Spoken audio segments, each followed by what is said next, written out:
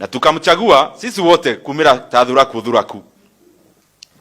Lakini rais wetu vile tulimchagua na vile alikalia kiti, sisi wengine wetu tulichaguliwa kwa hiyo chama ya kitambo hapo bereni, na tukaingia na yeye tusaidiane.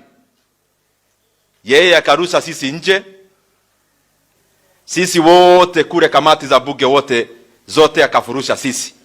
Hiyo kiti akaiondoa akaipeana kwa wale watu ya handshake. Rais wetu, tumekuwa tukikuheshimu hata we mwenyewe ukidhurumu sisi, na ndio maana sisi hatujawahi enda pahali popote tunatukana wewe ama kuongea mabaya kuhusu wewe. The only thing we do is to tell you the truth. And therefore, Mr. President, ukisema tusikuulize maswali ya the high cost of living, ati sisi tunasaidiana na wewe kwa hiyo serikali, tunafaa tukwambie kwa siri.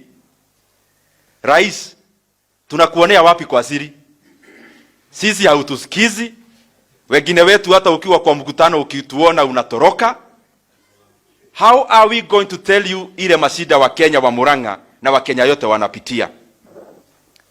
Uliona ni vyema mshikane na hiyo kitendawili. Na huyo ndio makamu wako wa rais in this second term.